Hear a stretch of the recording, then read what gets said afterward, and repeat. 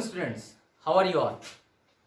तो आज हम 9th पार्ट में स्टार्ट करेंगे लाइफ प्रोसेसेस का एक्सक्रीशन पार्ट। ठीक, ये लास्ट पार्ट है लाइफ प्रोसेसेस का। इससे पहले हम न्यूट्रिशन कंप्लीट कर चुके हैं, रेस्पिरेशन कंप्लीट कर चुके हैं और ट्रांसपोर्टेशन कंप्लीट कर चुके हैं। नाउ इन एक्सक्रीशन और life processes we have to study कि in our body we take carbohydrate, protein, fats and etc. And when we intake these nutrients, breaking down of these nutrients takes place, or you can say biochemical reactions takes place. ठीक, कौन सी होती है biochemical reactions? अगर हम word कहते हैं, that is anabolic reaction and catabolic reaction, in which reaction something is built up or something is broken down. ठीक, तो anabolic and catabolic ये रिएक्शंस जब होती हैं तो इन रिएक्शंस के प्रोसीड होने से बाई प्रोडक्ट्स बनते हैं, वेस्ट बनते हैं, बहुत सारे टॉक्सिक सब्सटेंसेस बनते हैं और बॉडी इन सब्सटेंसेस को रिलीज करती है। तो हम इस चैप्टर में पढ़ेंगे कैसे ये सब्सटेंसेस बॉडी से रिलीज एक्सक्रीट किए जाते हैं, निकाले जाते हैं, कौन सी प्रोसेस होती है, कौन से ऑर्गन होते हैं, इन सभी चीजों के बारे में इस चैप्टर में हम पढ़ेंगे। तो आइए स्टार्ट करते हैं life processes excretion part 9. So what is excretion? So before we start excretion, let us know something about this chapter. That is, मैंने आपको बताया कि due to chemical or you can say bioreactions, chemical bioreactions in our body, various substances are produced. What are they? Number one, toxic substances, जहरीले substances जो हमारी body के लिए harmful हो सकते हैं, they are known as toxic substances. तो toxic substances are produced and water and salt content in the body में इंक्रीज और डिक्रीज। तो जब बायोकेमिकल रिएक्शंस होती हैं, कार्बोहाइड्रेट, प्रोटीन, फैट्स, इनका ब्रेकिंग डाउन होता है, एनाबॉलिक, कैटाबॉलिक रिएक्शंस होती हैं, वेरियस रिएक्शंस होती हैं, तो बहुत सारे टॉक्सिक सब्सटेंसेस बनते हैं, number one. And number second, water और आयंस ब्रेकिंग डाउन होने के बाद आयंस भी प्रोड्यूस होते हैं और ये वाटर और आयन जो है वो ब्लड बॉडी फ्लूइड्स का कंसंट्रेशन इंक्रीज और डिक्रीज कर देते हैं। ठीक, आयंस का कंसंट्रेशन। तो ये दो चीजें होती हैं बिकॉज ऑफ सच रिएक्शंस। और जब ये रिएक्शंस की वजह से toxic substances, water and salt content in the body increase और डिक्रीजेस, तो इसे मेंटेन करना बॉडी का बहुत जरूरी फंक्शन होता है। और बॉडी किस तरह से इसे मेंटेन करती है, दो प्रोसेसेस होती हैं, they are known as homeostatic processes. ठीक, तो दो प्रोसेस कौन सी होती हैं? Number one is excretion and second is osmoregulation. These two processes are very important in this chapter. So excretion and osmoregulation are the two processes, they are called homeostatic processes. ठीक, ये proceed करती हैं और इनके balance को maintain रखने का काम करती हैं। यही हमें चैप्टर में पढ़ना भी है। Clear? So what is excretion now? क्या होता है excretion? So excretion you can say the process by which organism get rid of the toxic substances और वेस्ट, और you can say removal of waste in simple form is known as excretion. और थोड़ा elaborate करें तो process by which organism get rid of toxic substance and waste is called excretion. Clear? And what is osmoregulation? This definition is very important. ये 1 mark में पूछी जाती है। osmoregulation, देखिए यहां पे जो वर्ड है osmo and regulation, इसको हम ब्रेक कर सकते हैं दो पार्ट में, osmo plus regulation. osmo means osmosis, regulation means to maintain. तो osmosis प्रोसेस आपने केमिस्ट्री में पढ़ी है। osmosis प्रोसेस के थ्रू जो आयंस हैं उनको मेंटेन करना, that is called osmoregulation. And what is the definition? Osmoregulation is the process that maintain the amount of water and proper ionic balance in the body fluids. हमारी body के जो fluids हैं, water है, blood है, उसके अंदर proper तरीके से वाटर का और आयंस का बैलेंस मेंटेन रखना थ्रू ऑस्मोसिस। ठीक, that is called osmo regulation. तो ये दो प्रोसेसेस हैं, इनके बारे में हम पढ़ेंगे।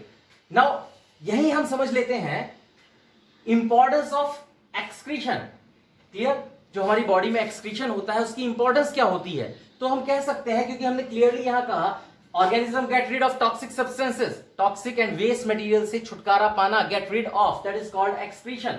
सो we can say removal of unwanted by product. Note कीजिएगा द इंपॉर्टेंस ऑफ एक्सक्रीशन. अगर हम कहते हैं, you can write down by seeing this video also, you can make their proper notes. आप इसी के नोट्स भी प्रॉपरली बना सकते हैं देख के. तो importance of excretion and osmoregulation, both, दोनों की अगर हम बात करें तो number 1 point, first point, removal of unwanted toxic substances from the body. This is first point. Second point we can say that is removal of unwanted by products. ठीक, toxic substance के अलावा बहुत सारे बाई प्रोडक्ट्स होते हैं जो body के लिए जरूरी नहीं है. सो removal of unwanted by product is the second function of excretion. Third point, it regulates ionic concentration of body fluids. ठीक, बॉडी के फ्लूइड्स का आयनिक कंसंट्रेशन, प्रॉपर आयंस का बैलेंस मेंटेन रखता है, ये दोनों चीजें. And next point, fourth point, regulate water content in the body fluid. Water content को, बॉडी फ्लूइड, ब्लड के अंदर वाटर के कंसंट्रेशन को मेंटेन रखता है, वाटर कंटेंट को मेंटेन रखता है. ब्लड ज्यादा गाढ़ा भी नहीं होना चाहिए, बहुत ज्यादा पतला भी ना हो, तो वाटर के बैलेंस को ब्लड के अंदर मेंटेन रखने का काम करता है. And last you can say that is regulate pH of the body fluids. हमारे बॉडी फ्लूइड्स का पीएच भी मेंटेन रखता है, एसिडिक, बेसिक, इन सारी चीजों को प्रॉपरली मेंटेन रखता है. That is, these are the function of excretion and osmoregulation. So students, now in next topic we have to study types of excretion. ठीक, excretion कितने types का होता है, types of excretion. Now types of excretion किस basis पे पढ़ रहे हैं हम इस chapter के अंदर, that is on the basis of nitrogenous waste. जितने भी organisms हैं उनमें उन्हें डिवाइड किया जाएगा. ठीक, किस बेसिस पे डिवाइड करेंगे, that is on the basis of nitrogenous waste. Main nitrogenous waste होते हैं, तो नाइट्रोजनस वेस्ट की कैटेगरी की बेसिस पे all organisms are divided into 3 types. What are these 3 types? So types of excretion on the basis of nitrogenous waste 3 types का होता है. Number 1 is ammonotelism. Clear, ammonotelism. Second is ureotelism, UREO, ureotelism. And third is uricotelism. ठीक, यहां word से clear हो रहा है, amino ammonia, ureo urea, and urico uric acid. Clear, तो टोटल ऑर्गेनिजम्स को डिवाइड किया गया 3 पार्ट्स में, ammonotelism, ureotelism and uricotelism. Now what is ammonotelism? ठीक, in ammonotelism the main excretory product is, main excretory product is ammonia. And in this, you can say this is the first point.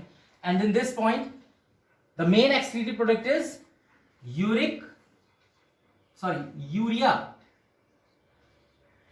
And here, the main excretory product is uric acid. Clear, तो ammonotelism organisms में main excretory product is ammonia, and in ureotelism the main excretory product is urea, and in uricotelism the main excretory product is uric acid.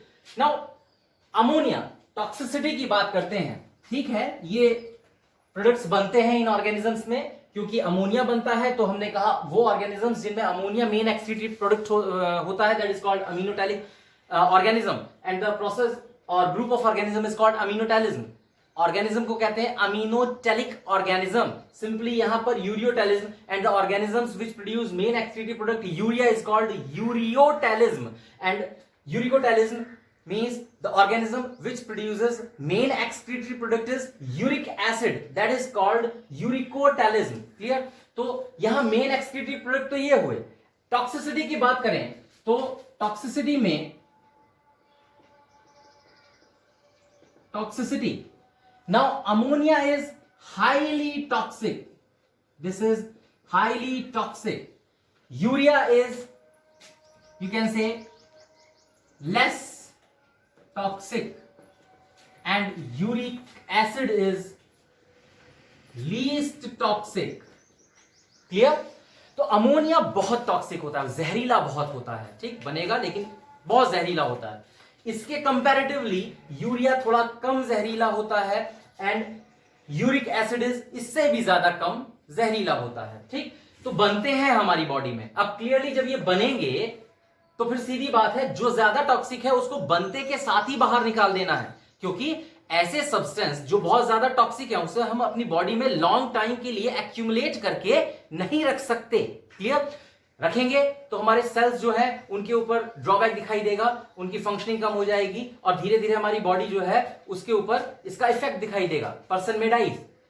ठीक, तो highly toxic होता है ammonia. जब ये highly toxic है तो body से बनते के तुरंत बाद ही इसको निकाल देना चाहिए, बहुत लंबे टाइम तक बॉडी में स्टोर करके नहीं रख सकते। तो जब सेम इसी तरह से यूरिया ये लेस टॉक्सिक है, इसको हम थोड़े टाइम के लिए स्टोर करके रख सकते हैं, ठीक, थोड़े टाइम के लिए। और लीस्ट टॉक्सिक है यूरिक एसिड, तो इसको लंबे समय के लिए भी स्टोर करके ऑर्गेनिज्म रख सकता है।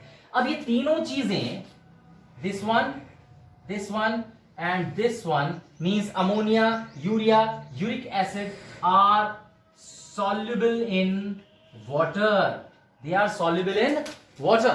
तो इन्हें निकालने के लिए किस चीज की जरूरत पड़ती है? वाटर की, सिंपल, क्लियर। तो वाटर चाहिए इन तीनों चीजों को निकालने के लिए ऑर्गेनिजम्स में से।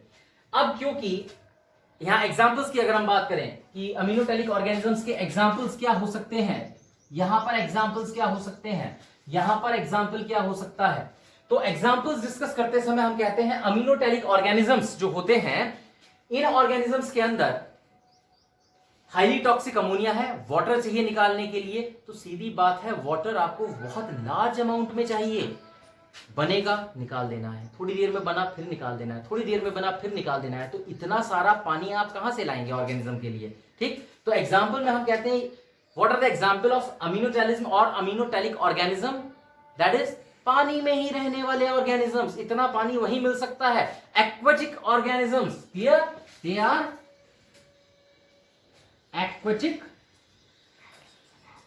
organisms like fish, okay। Now तो पानी में रहेंगे, मैक्सिमम पानी, आपने देखा मछली पानी को इनगल्फ करती है, निकालती है बार बार मुंह खोल के, इधर अमोनिया बना उधर निकलता चला जाता है, क्योंकि बॉडी के अंदर अमोनिया को लंबे समय तक नहीं रख सकते, बहुत टॉक्सिक होता है, ठीक। और फिशेस हाईली थोड़ी सी भी टॉक्सिसिटी बर्दाश्त नहीं कर पाते, इसलिए उनको बहुत ज्यादा लार्ज अमाउंट में वाटर चाहिए। तो यहां आपको समझ में आया होगा ये चीज कि पानी क्यों ज्यादा चाहिए। Next, ureotelism, example is human being.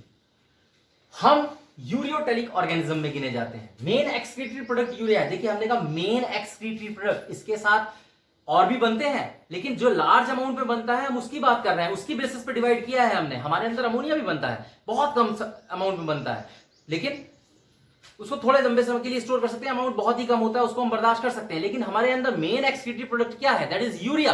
तो यूरिया की बेसिस पे यूरियोटैलिज्म, और हमारा ह्यूमन बीइंग एग्जाम्पल है इसका। पानी चाहिए होता है हमें निकालने के लिए बॉडी से वेस्ट, यूरिन, क्लियर। तो हम उसे थोड़े टाइम के लिए स्टोर करके रख सकते हैं, लेकिन पानी इतना ज्यादा नहीं चाहिए जितना कि अमीनोटैलिक ऑर्गेनिजम्स को चाहिए था। क्यों? क्योंकि लेस टॉक्सिक है, थोड़े समय के लिए बॉडी में एक्यूमुलेट करके ऑर्गेनिज्म इसको रख सकता है। And next is uricotelism, example. अब इसके अंदर ज्यादा लंबे समय के लिए रख सकता है। यहां पानी बहुत ज्यादा चाहिए था अमीनोटैलिज्म में, यहां पानी कम चाहिए, अब यहां पानी और भी कम चाहिए। Example, birds, reptiles,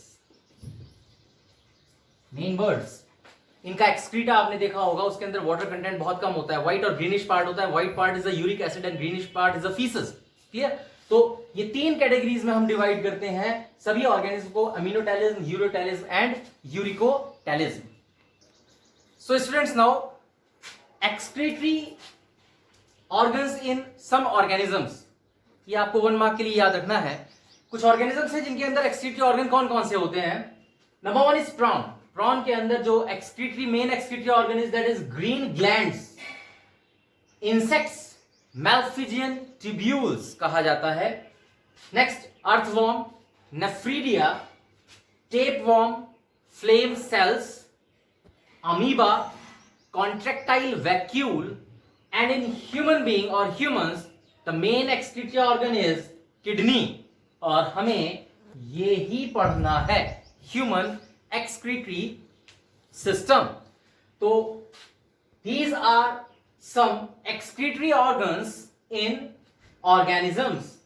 clear? 1 mark के लिए याद कीजिएगा।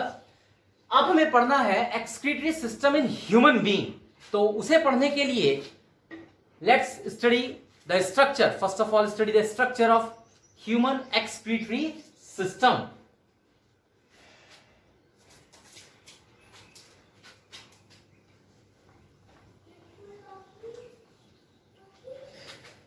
So human excretory system.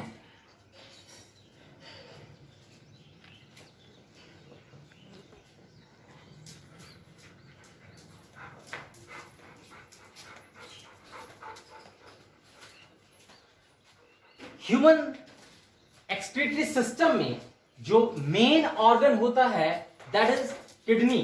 So in human excretory system the main organ is kidney. Main organ that is kidney. ठीक, ये 2 पेयर्स में होती हैं, एक राइट साइड में और एक लेफ्ट साइड में in lower part of abdominal cavity. Abdomen पेट की कैविटी में उसके निचले हिस्से में lower part of abdomen cavity. This is the situation of kidney. So what is the situation of kidney? That is in lower part of abdominal cavity. A pair of kidney, 2 kidneys present होते हैं। और structure क्या होता है इसे देखेंगे हम।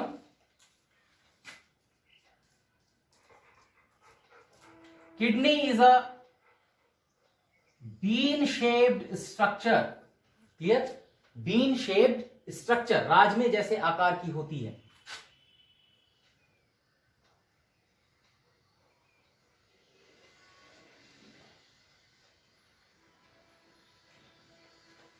Diagram बनाते समय एक ध्यान रखने वाली चीज है, this is the left kidney, this is the right kidney, and left kidney is slightly upper situated than right kidney. थोड़ी सी ऊंची बनानी होती है। ठीक, रीजन इसका अभी हम आगे बताएंगे। ठीक है, ये इसलिए ऊंची होती है क्योंकि हमारी राइट साइड में सबसे बड़ा ऑर्गन लीवर प्रेजेंट होता है। ठीक, लेफ्ट साइड में ये नहीं है, इसका मैक्सिमम सारा पार्ट राइट साइड में है। और जब ये राइट साइड में प्रेजेंट होता है तो इसको स्पेस चाहिए एब्डोमेन के अंदर। ठीक है, तो राइट किडनी जो होती है, राइट साइड में लीवर होता है, तो राइट साइड की किडनी जो होती है इसके ऊपर प्रेशर पड़ता है लीवर की वजह से, उसको जगह चाहिए, तो ये थोड़ी सी स्लाइड हो जाती है, डाउन हो जाती है। तो you can say left kidney slightly upper situated than right kidney. तो ये किडनी का स्ट्रक्चर है। क्लियर? किडनी के स्ट्रक्चर में पहले इसका स्ट्रक्चर अगर हम देखें, सभी ऑर्गन्स जितने भी आप पढ़ेंगे, इन सभी ऑर्गन्स का एक चीज यहां अलग से समझिए, जितने भी ऑर्गन्स पढ़ेंगे आप, ब्रेन पढ़ेंगे, आगे चल के किडनी पढ़ रहे हैं, जितने भी ऑर्गन होते हैं इनके 2 पार्ट होते हैं, एक आउटर पार्ट, एक इनर पार्ट। ठीक, आउटर पार्ट ये रहा सपोज, और इनर पार्ट जो है वो ये रेड पार्ट है। क्लियर? तो आउटर पार्ट जो होता है, outer part is always known as cortex and the inner part is known as medulla, that is called MEDULLA। ये याद रखिएगा हमेशा। ऑर्गन का बाहरी हिस्सा कॉर्टेक्स, अंदर का हिस्सा मेडुला। तो ये वर्ड आगे भी आएंगे, किडनी में भी आता है, renal cortex, renal medulla, brain में पढ़ते हैं हम। ठीक, कॉर्टेक्स एंड मेडुला। तो cortex means outer part and medulla means the inner part. तो किडनी जो होती है, किडनी के भी 2 हिस्से कहे जा सकते हैं, outer part and inner part. तो हम ये डॉटेड थोड़ा सा बनाते हैं और ये हमने कहा this is known as what. देखिए, किडनी को एक और नाम से जाना जाता है, अभी मैंने वर्ड लिया था, that is kidney is also represented as word renal. याद रखेंगे, रीनल जब आ जाए किसी नाम के आगे, that is related to kidney. Clear? जैसे कह देते हैं renal failure, that means kidney failure. ठीक, रीनल आर्टरी, वो artery, that artery which provides oxygenated blood to kidney. Renal vein, that vein which takes deoxygenated blood from kidney. So renal word means related to kidney. So what is this? This is renal cortex, and inner part is known as what? Renal medulla. Clear? ये क्या है? This is left kidney.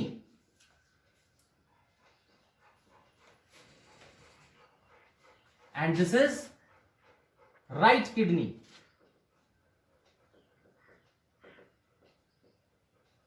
Clear?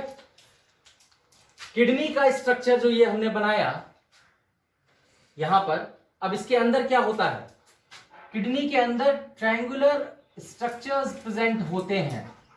These are the triangular structures presented inside the kidney, and these structures are known as renal pyramids. ठीक, triangular structures हैं, hence they are referred as pyramids. These are called renal pyramids. Clear? अब देखिए kidney के ये जो part है ये अंदर की तरफ धसा हुआ पार्ट है. ठीक है, कॉन्वेक्स पार्ट है. इस पार्ट से एक ट्यूब ओरिजिनेट होती है. यहां से भी किडनी के ट्यूब ओरिजिनेट करती है. क्लियर? और ये ट्यूब कहां जाके ओपन करती है? This tube opens into urinary bladder. Clear? ये यूरिनरी ब्लैडर में ओपन करती है. दिस पार्ट, ये जो धसा हुआ हिस्सा है दोनों साइड में, हम थोड़ी लेबलिंग इधर कर देते हैं. This part is known as hilum. HEILUM. ठीक, हाइलम के ठीक पीछे ये जो हिस्सा होता है डॉटेड पार्ट में हमने शो किया, this is known as pelvis. ठीक, तो this part is known as, अंदर की तरफ धसा हुआ हिस्सा राज में जैसे आकार की किडनी होती है, दैट इज हाइलम, एंड इसके पीछे का हिस्सा pelvis. Renal cortex, outer part, inner part, renal medulla, triangular structures called renal pyramids. Clear? ये किडनी है. This tube is known as what? Ureter. This long tube which carry urine is known as ureter. Now this जहां पे आके ये open करती है जिस bladder में, this is called urinary bladder. And the opening through which urine is passed out from the body is known as urethra. Clear? अब यहां पर हमने आपको ये सारे स्ट्रक्चर्स बताए एक्सक्रीटरी सिस्टम के. So human excretory system, the main organ is kidney, and what is the function of kidney? Excretion and osmo regulation. Excretion किस चीज का? यूरिन. ठीक, अमोनिया, यूरिया, यूरिक एसिड, जो भी चीजें मिक्स हो सकती हैं वाटर के अंदर, उनको वाटर के अंदर मिक्स करके ब्लड के अंदर से निकाल के वाटर में मिक्स करके बॉडी से रिलीज करा देना. ठीक है, साथ ही साथ में किडनी का एक फंक्शन और है ऑस्मो रेगुलेशन. ये वाटर और आयनिक बैलेंस को मेंटेन करने का काम भी करती है. तो ये हमने स्ट्रक्चर बनाया. अब नेचुरली ये ऑर्गन है तो इनको सप्लाई देने के लिए आर्टरी और वेन भी होंगी. तो यहां पर एक आर्टरी होती है जिसका एक हिस्सा एक किडनी में और दूसरा हिस्सा दूसरी किडनी के अंदर एंटर करता है. This red colour blood vessel is known as what? हमने कहा था रीनल. अगेन इसके नाम के आगे जुड़ेगा तो इसे क्या कहा जाएगा? This is renal artery. Clear? इसी तरह से एक वेन भी होगी.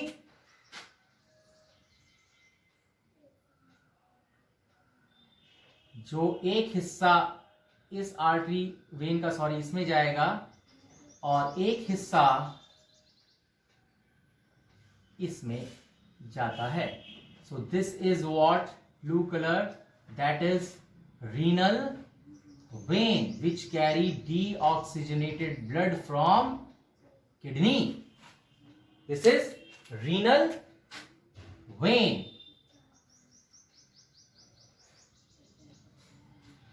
So this is the structure of kidney, clear. अब यहां हम इसी स्ट्रक्चर में बहुत सारी चीजें पढ़ते हैं। हमने आपको बताया किडनी कितनी है, that is one first point is number of kidneys, one pair of kidney or two kidney situated, one kidney is situated in the right side and one kidney is situated in the left side. Left kidney is slightly upper situated than right kidney. Region भी हमने बताया, right side में liver होता है जो कि आपकी abdominal cavity में है, तो उसको जगह चाहिए, वो प्रेशर देता है, इसलिए थोड़ी सी नीचे सिचुएट करती है। What is the function of kidney? Function of kidney is excretion and osmoregulation, और you can say excretion की जगह आप लिख देते हैं that is यूरिन फॉर्मेशन, ठीक। लेकिन ऑस्मोरेगुलेशन भी लिखना है क्योंकि यूरिन निकालने के साथ साथ हमारी बॉडी में वाटर और आयन के बैलेंस को मेंटेन रखने का काम भी करती है, तो osmoregulation is a second function. Next, kidney के अंदर function of kidney is urine formation, okay. So kidney के अंदर ऐसा क्या है फंक्शनल यूनिट, जैसे हमारी बॉडी की main structural and functional unit is cell, clear. So kidney की फंक्शनल एंड स्ट्रक्चरल यूनिट क्या है, that is next point, the functional and structural unit of kidney is what, that is nephron. Nephron, ये nephron ही वो structure है, और nephron का structure अब हम आगे अभी पढ़ेंगे। एक रफली स्ट्रक्चर अगर देखें तो ये इस तरह का स्ट्रक्चर होता है, एक ट्यूब लाइक स्ट्रक्चर होता है इसमें, और ये इस तरह से,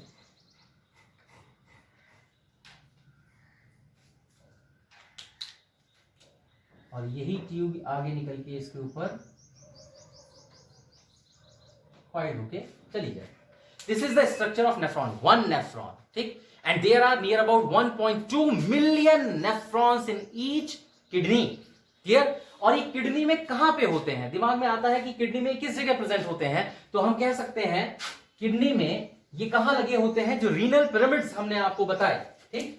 suppose this is a kidney, तो किडनी में इन जगहों पर होते हैं दीज स्ट्रक्चर्स, 1.2 मिलियन नेफ्रॉन्स, और इन सभी स्ट्रक्चर्स का जो लास्ट पार्ट होता है ये वाला, दिस वन, ये सभी का आकर मिल जाता है this part that is called hilum, और ये सभी यूरिन फॉर्मेशन करते हैं और इन ट्यूब्स के थ्रू दिस हाइलम पार्ट को यूरिन देते हैं, और आगे जाके ये ट्यूब यूरिन को कैरी करके यूरेटर के थ्रू यूरिनरी ब्लैडर में ले जाती है। So the main structural and functional unit of kidney is nephron, और हमको यही नेफ्रॉन का स्ट्रक्चर या हम कहें यूरिन फॉर्मेशन को आगे पढ़ना है।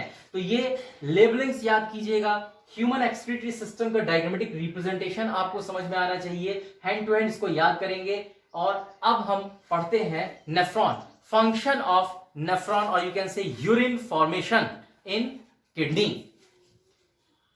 सो now students, we have to study about urine formation. हमने किडनी पढ़ा, किडनी का बेसिक फंक्शनल यूनिट पढ़ा, दैट इज नेफ्रॉन।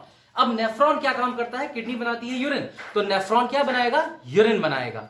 कैसे बनाता है, तो किडनी का जो फंक्शन है दैट इज यूरिन फॉर्मेशन, उसे पढ़ना है। Urine formation occurs in 3 steps, clear. Number 1 is glomerular filtration, और this step is also known as ultrafiltration.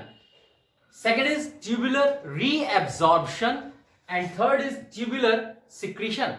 सो इसको भी साथ में पढ़ेंगे, और अब हम पढ़ते हैं इसी के साथ structure of that is nephron. Nephron का स्ट्रक्चर पढ़ना है।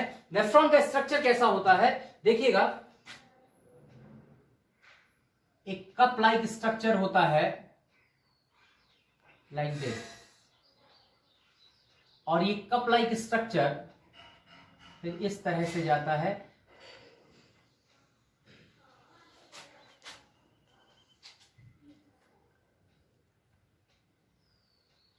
दिस इज अ ट्यूब,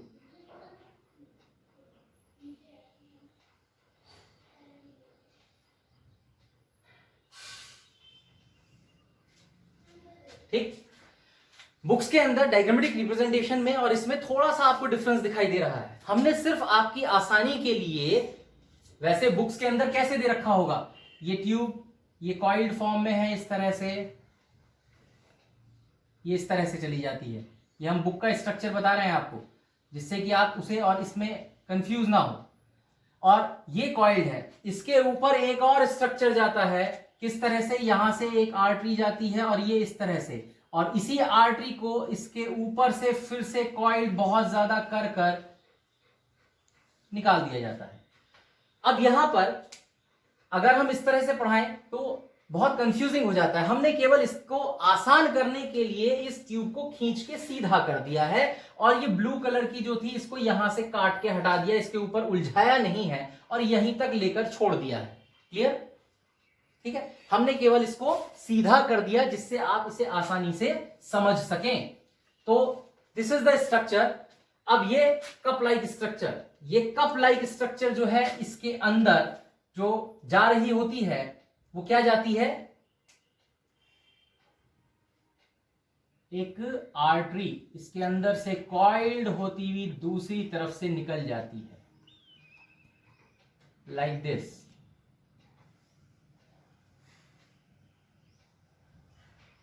ठीक है, हम चाहें तो इसको इसके ऊपर कॉइल्ड करके भी बना सकते थे, इस तरह से। आप चाहें तो इसको ऐसे भी समझ सकते हैं, लाइक दिस।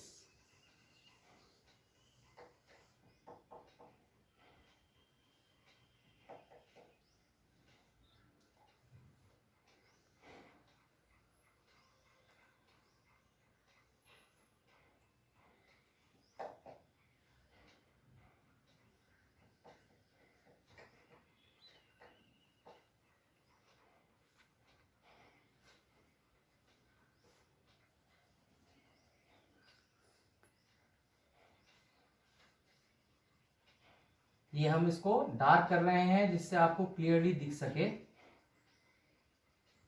ये इसके ऊपर से कॉइल्ड फॉर्म में जाती है, और ये कॉइलिंग बहुत ज्यादा होती है, हमने तो फिर भी कम बनाई है कॉइलिंग।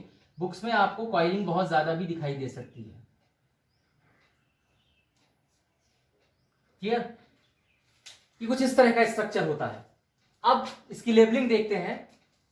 ये जो ब्लैक कलर का कप लाइक स्ट्रक्चर है, this is known as Bowman's capsule. Clear? यहां से ब्लड जाएगा और यहां से ब्लड निकलेगा, तो यहां हम कह सकते हैं that is impure blood. Impure blood enter करता है इस तरफ से। Impure in the sense toxic substances होते हैं इसके अंदर। क्लियर? टॉक्सिक। तो यहां से इम्प्योर ब्लड जाता है। अब इम्प्योर ब्लड का मतलब होता है डीऑक्सीजनेटेड नहीं, यहां हम इम्प्योर वर्ड यूज कर रहे हैं। जो ब्लड के अंदर यहां से निकलता है प्योर ब्लड। ये जो एंटर करने वाली आर्टरी है, इसका एक नाम होता है, दैट इज कॉल्ड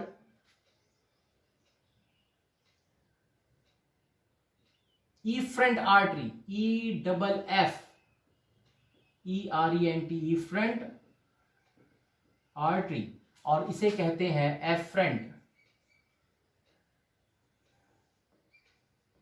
आर्टरी। अंदर ये जो हिस्सा है कॉइल्ड फॉर्म, ये इसके अंदर जो घूम कर कॉइल्ड होके निकला, इसी को कहते हैं ग्लोमेरुलस। ठीक? ये जो ब्लैक कलर की ट्यूब जा रही है, दैट ट्यूब, अब इस ट्यूब को, इस हिस्से को, यहां से ये कॉइल नीचे जा रहा है, ब्लैक ट्यूब नीचे जाने वाले को कहा जाता है PCT, और इसका पूरा नाम होता है प्रॉक्सिमल कन्वोल्यूटेड ट्यूब्यूल। कन्वोल्यूटेड का मतलब कॉइल, ठीक है, प्रॉक्सिमल कन्वोल्यूटेड ट्यूब्यूल। और ये हिस्सा जो ब्लैक कलर का होता है, इसे कहते हैं ट्यूब को DCT। इसका पूरा नाम होता है डिस्टिल्ड कन्वोल्यूटेड ट्यूब्यूल। इस हिस्से को एक और नाम से जाना जाता है, नीचे की तरफ आ रहा है तो इसे कहते हैं ascending limb of Henle's loop, और इसे कहते हैं descending limb of Henle's loop, एक नाम और है। अब ये पूरा हिस्सा यहां से लेकर यहां तक का क्या है, इसे कहा जाता है हेनलेस लूप। ठीक? तो ये हिस्सा एक और नाम हो गया, that is ascending limb of Henle's loop, और इसे कह देते हैं और descending limb of Henle's loop. Clear? और ये यहां आके जिस ट्यूब से जुड़ा इसे कहते हैं कलेक्टिंग डक्ट। कलेक्टिंग डक्ट, इसी में फाइनली यूरिन आके इकट्ठा होगा। ठीक है, जब हम पढ़ते हैं। अब ये आगे जाके जो होती है इन्हें वेन्यूल्स कह दिया जाता है। ये वेन्स वगैरह से मिल जाती हैं, वेन्यूल्स। अब ये तो स्ट्रक्चर की बात है, ठीक। अब इसके अंदर this is the structure of nephron. अब इस नेफ्रॉन के स्ट्रक्चर में क्या हो रहा है और ये कहां मौजूद है? किडनी के अंदर। Nearly 1.2 million nephrons are present in the kidney. अब ये नेफ्रॉन क्या करता है? यूरिन फॉर्मेशन का काम करता है। यूरिन फॉर्मेशन 3 स्टेप्स में। नंबर 1 हाथों हाथ पढ़ेंगे, ग्लोमेरुलर फिल्ट्रेशन। देखिए पहली स्टेप जो होती है वो यहां पर होती है। This is the first step. ये बोमेन्स कैप्सूल, इसके अंदर जा रही है आर्टरी इंप्योर ब्लड लेके। अब आर्टरी जो होती है वो प्रेशर से ब्लड को लेके जाती है। इस बोमेन्स कैप्सूल के अंदर यहां पर प्रेजेंट होता है फिल्ट्रेट, पहले से ही मौजूद होता है, ठीक, थोड़ा बहुत। ये फिल्ट्रेट कहलाया जाता है। This is called filtrate. और नेफ्रॉन के अंदर जब ये प्रेशर से ब्लड आता है तो because of the pressure difference, artery का प्रेशर, ब्लड का प्रेशर जो होगा और यहां के प्रेशर डिफरेंस की वजह से ये क्षमता है, फिल्ट्रेट होता है, filtration takes place and it comes inside the Bowman's capsule, and this filtrate is known as what? This filtrate is called nephric, N-E-P-H-R-I-C, nephric filtrate. This filtrate is called nephric filtrate. Nephron में हो रहा है। तो first glomerular filtration में blood glomerulus में आता है, coiled form में ग्लोमेरुलस से होकर पास होता है। Because of the pressure difference filtration takes place. यहां अल्ट्रा फिल्ट्रेशन, बहुत फाइन फिल्ट्रेशन होता है, filtration takes place and nephric filtrate comes into the Bowman's capsule. ये है पहली स्टेप। सेकंड स्टेप के अंदर क्या होता है? Tubular reabsorption. अब ग्लोमेरुलर फिल्ट्रेशन में जो प्रोसेस हुई तो ये नेफ्रिक फिल्ट्रेट बना और नेफ्रिक फिल्ट्रेट यहां पर इस ट्यूब के अंदर आ जाता है। क्लियर? और ये जो कंपोजिशन होता है नेफ्रिक फिल्ट्रेट का, इसके अंदर बहुत सारी चीजें होती हैं। हम कह सकते हैं क्या क्या होता है? Ammonia, urea, uric acid, various ions, hormones etcetera. इनके अलावा और भी चीजें होती हैं, ठीक। ग्लूकोज भी हो सकता है, यू कैन से ग्लूकोज। जरूरी और गैर जरूरी सारी चीजें छनती हैं, जिसमें main ammonia, urea, uric acid होता है वाटर सॉल्युबल होने की वजह से।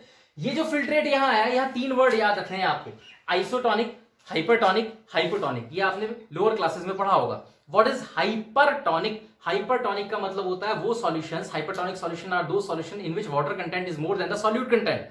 पानी ज्यादा होता है, सॉल्यूट कम होते हैं, हाइपरटोनिक, ठीक। हाइपोटोनिक इसका उल्टा, वाटर कंटेंट कम, सॉल्यूट्स ज्यादा। And isotonic, both water content and solutes are in equilibrium, equal, बराबर मात्रा में होते हैं। तो 3 हमने वर्ड यूज किए। अब यहां पे जो फिल्ट्रेट छन के आया उसकी नेचर कैसी होती है? तो उसकी नेचर हम कह सकते हैं यहां पे होती है आइसोटोनिक। वाटर कंटेंट और आयनिक बैलेंस बराबर होता है। यहां तक first step. Second, tubular reabsorption. Second step कहां फॉलो होती है? यहां पे पीसीटी के अंदर। अब पीसीटी का ये हिस्सा, this PCT is permeable to water. Permeable means पानी को एब्जॉर्ब करने के लिए होती है, आसानी से एब्जॉर्ब कर सकती है। तो इस पीसीटी में लार्ज अमाउंट ऑफ वाटर जो है वो एब्जॉर्ब होता है। और जब लार्ज अमाउंट पे पानी का एब्जॉर्प्शन होगा तो वाटर पहले बराबर मात्रा में था, पानी और ज्यादा हो गया, तो यहां पे जो फिल्ट्रेट छनकर आया है इसका नेचर कैसा हो जाता है? तो हम कहते हैं दैट इज हाइपरटोनिक, ठीक। वाटर कंटेंट बढ़ गया, हाइपरटोनिक हो गया, ठीक। तो यहां क्या हुआ? Tubular reabsorption. भाई पहला एब्जॉर्प्शन तो यहां हो गया एक तरह से, ठीक है, फिल्ट्रेशन। अब दोबारा से पानी एब्जॉर्ब हो रहा है तो इस वर्ड को यूज किया गया ट्यूबुलर। ये ट्यूब है, ट्यूबुलर रीएब्जॉर्प्शन, पानी दोबारा से एब्जॉर्ब हुआ, कंटेंट कैसा हो गया? हाइपरटोनिक। अब यहां से ये सॉल्यूशन मूव करके कहां जाता है? ये सॉल्यूशन मूव करके आता है डीसीटी के अंदर।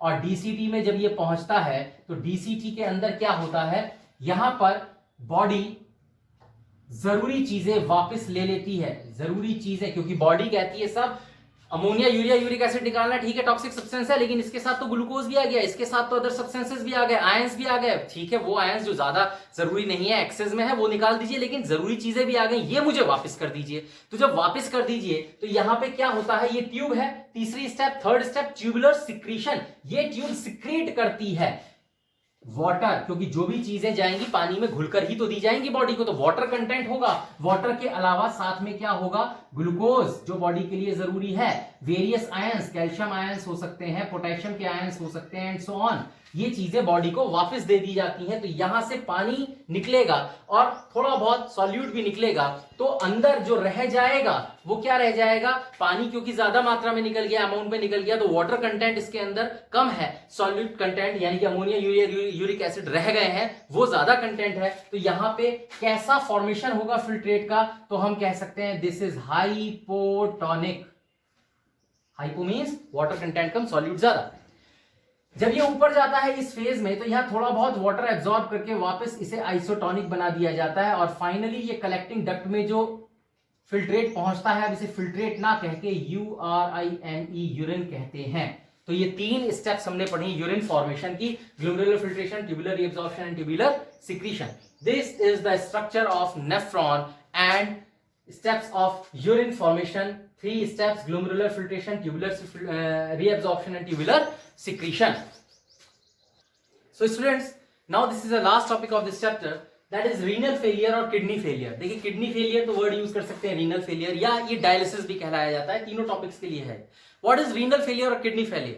That is when kidney lacks the functioning of kidney decreases due to malfunctioning of kidney or kidney damage, ठीक है, that is called renal failure और kidney failure। kidney काम करना बंद कर देती है, कम कर देती है because of the damage or you can say any abnormality or any because of any function or damage, that is called kidney failure और renal failure। अब जब किडनी काम करना कम कर देती है पर्सन की, या पूरी तरह से बंद कर देती है, वैसे 2 किडनी है, एक किडनी काम ना भी करे तो एक कर सकती है, लेकिन किडनी जब फंक्शन करना कम कर देती है तो पर्सन को डायलिसिस पे रखा जाता है। What is dialysis?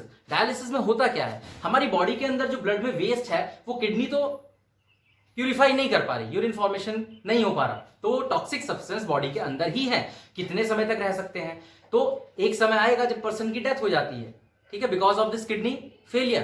तो ये काम जो किडनी करती है, इसको बाहर मशीन के थ्रू आर्टिफिशियल तरीके से कराया जाता है, इसीलिए इसको रीनल फेलियर, किडनी फेलियर और डायलिसिस और यू कैन से आर्टिफिशियल किडनी,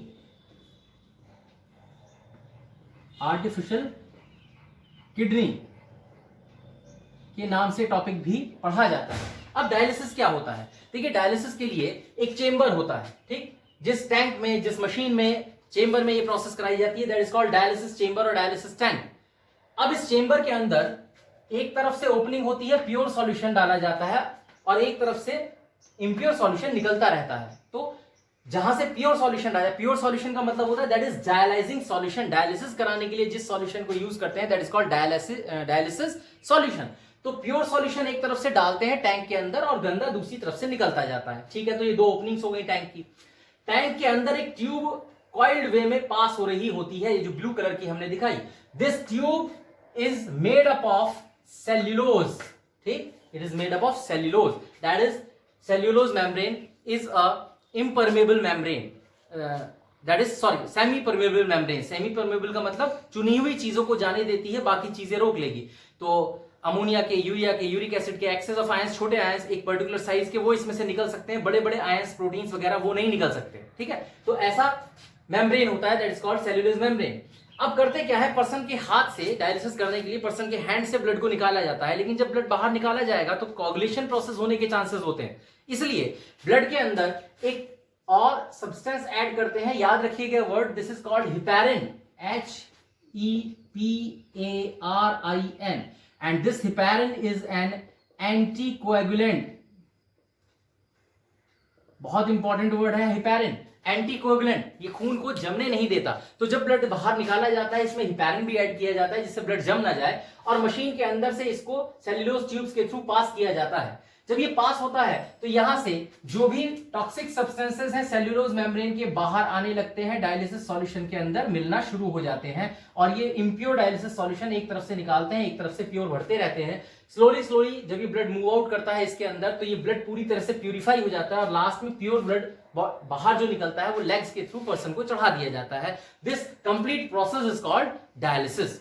ठीक, तो ये लास्ट टॉपिक था इस चैप्टर का, यानी कि एक्सक्रीशन। अब आपका चारों पार्ट कंप्लीट हो गए हैं। लाइफ प्रोसेस के अंदर न्यूट्रिशन हमने आपको वीडियोस में दे दिया, इसके बाद ट्रांसपोर्टेशन दे दिया, रेस्पिरेशन दे दिया, आज एक्सक्रीशन कंप्लीट हो गया। तो लाइफ प्रोसेसेस चैप्टर कंप्लीट है। अब हम आपको फर्दर इस चैप्टर के short 1 mark 2 mark question answers भी प्रोवाइड कराएंगे, जिससे कि आप जो चैप्टर पढ़ रहे हैं उससे उनको सॉल्व आउट कर सकें, जो एग्जाम्स में ज्यादातर पूछे जाते हैं। ठीक है, साथ ही साथ आप जो वीडियोस के थ्रू पढ़ रहे हैं वो प्लेलिस्ट के अंदर आपको 10th class 12th class physics and chemistry के प्लेलिस्ट बनी हुई मिलेंगी, उनमें ये मौजूद हैं, आप इसको पढ़ सकते हैं आसानी से। ये चैनल बनाने का बेसिकली मेरा यूज यही है, पर्पस यही है कि आप घर बैठे आसानी से बायोलॉजी पढ़ सकें, फिजिक्स पढ़ सकें, साइंस पढ़ सकें, 10th की complete science and 11th 12th वाले बायोलॉजी कंप्लीट पढ़ सकें। तो मेरे चैनल पे पढ़ने के लिए आपको बहुत इजी वे है कि आप चैनल को सब्सक्राइब करें, बेल आइकन को क्लिक जरूर कीजिए, जिससे कि आपको नई वीडियोस जो अपलोड होती हैं डायरेक्टली मिल जाएं, और मैक्सिमम इसको शेयर कीजिए, सब्सक्राइब कीजिए। जो भी आपकी डाउट्स हों उसे कमेंट बॉक्स में जरूर लिखिए, मैं कोशिश करूंगा कि उसको सॉल्व आउट कर सकूं। साथ ही साथ में कमेंट्स के जो भी आपके कमेंट्स होंगे, डाउट्स हैं, उनको क्लियरिफाई किया जाएगा, और अगर ज्यादा डाउट्स होते हैं तो उसको एक पर्टिकुलर वीडियो में आपके सामने प्रेजेंट भी किया जाएगा। तो stay safe at home and study by the videos. Thank you.